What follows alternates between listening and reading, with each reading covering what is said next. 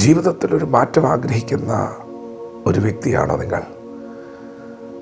ജീവിതത്തിൽ ഒരു വിജയം, ഒരു മുന്നേറ്റം, ഒരു ദൈവാനുഗ്രഹമൊക്കെ നിങ്ങൾ ആഗ്രഹിക്കുന്നുണ്ടോ? നിശ്ചയമായും നിങ്ങളുടെ ഹൃദയത്തിലെ ആഗ്രഹത്തെ ദൈവം സാധിപ്പിക്കും. നിങ്ങളുടെ താല്പര്യമൊക്കെയും നിവർത്തിക്കും.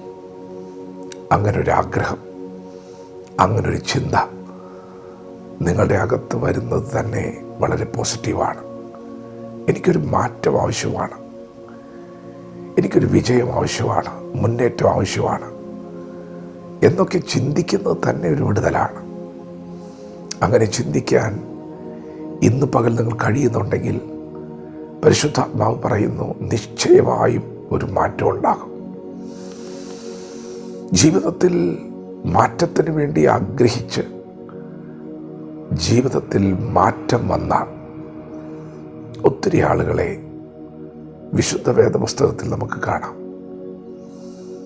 ദൈവം അവരുടെ ആഗ്രഹത്തെ മാനിക്കുകയും ദൈവം അവരെ സഹായിക്കുകയും ചെയ്തപ്പോൾ അവരൊക്കെ ശക്തന്മാരായി മാറി.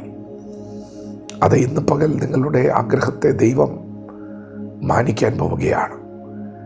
ദൈവം നിങ്ങളുടെ കരത്തിൽ പിടിക്കാൻ പോവുകയാണ്. പ്രിയപ്പെട്ടവർ, ഒരു മാറ്റം നിങ്ങൾ ആഗ്രഹിക്കുന്നുണ്ടെങ്കിൽ നിങ്ങൾക്ക് നിശ്ചയമായും ഒരു ഉറച്ച തീരുമാനം ഉണ്ടായിരിക്കണം, നിലപാടുണ്ടായിരിക്കണം.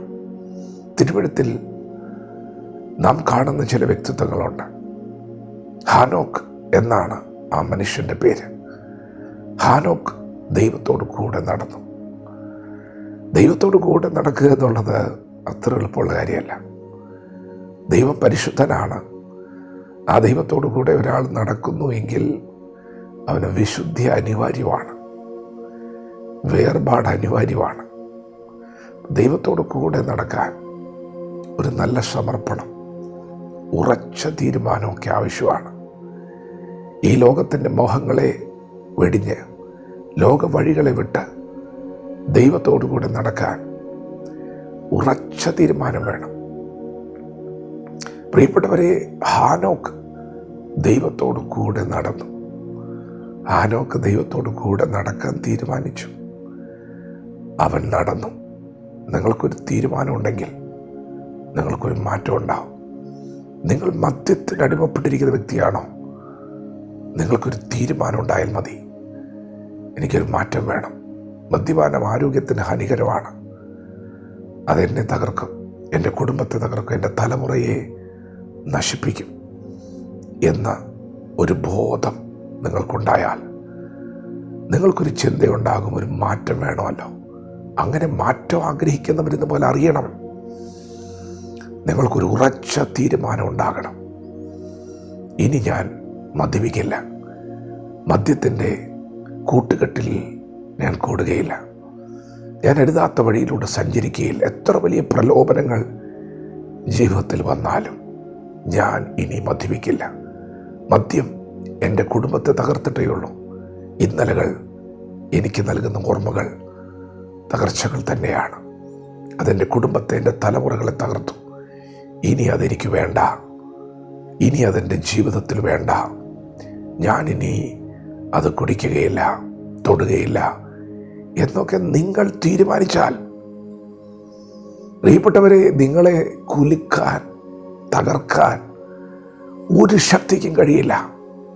നിങ്ങൾക്കൊരു തീരുമാനം ഉണ്ടെങ്കിൽ ദൈവം നിങ്ങളെ സഹായിക്കും. നോഹ ദൈവത്തോടു കൂടെ നടന്നു. ദൈവത്തോടു കൂടെ നടക്കുക എന്ന് പറഞ്ഞാൽ അത്ര എളുപ്പമല്ല. നോഹ കൂടെ നടക്കാൻ തീരുമാനിച്ചു, കൂടെ നടന്നു. പ്രിയപ്പെട്ടവരെ, തിരുവെഴുത്തിൽ അങ്ങനെ ദൈവത്തോട് കൂടെ നടക്കാൻ വില കൊടുത്തവരെ കാണാം. ഈ ലോകമോഹങ്ങളെ ത്യജിച്ചവരെ കാണാം. അവരൊക്കെ അനുഗ്രഹിക്കപ്പെട്ടു, അവരൊക്കെ മാനിക്കപ്പെട്ടു, അവരൊക്കെ വരും തലമുറകൾക്കൊരു പ്രചോദനമായി മാറി. ഇന്ന് പകൽ നിങ്ങൾക്കൊരാഗ്രഹമുണ്ട്, ദൈവം അതിനെ മാനിക്കാൻ പോവുകയാണ്. ഉറച്ച തീരുമാനങ്ങൾ എടുക്കുവാൻ പരിശുദ്ധാത്മാവ് ആലോചന പറഞ്ഞു. നിങ്ങളുടെ തീരുമാനങ്ങളെ ദൈവം അംഗീകരിക്കാൻ പോവുകയാണ്. ദൈവം നിങ്ങളുടെ കരത്തിൽ പിടിക്കാൻ പോവുകയാണ്. ഇനി നിങ്ങളെ മദ്യം തകർക്കുകയില്ല, മയക്കുമരുന്ന് തകർക്കുകയില്ല, ഒരു മാറ്റം നിങ്ങളുടെ ജീവിതത്തിൽ സംഭവിക്കാൻ പോകുന്നു. വിശ്വാസത്തോടെ പ്രതികരിക്കാം. ദൈവം നമ്മെ ഓരോരുത്തരെയും പകൽ അനുഗ്രഹിക്കുമാറാകട്ടെ. ആമേൻ.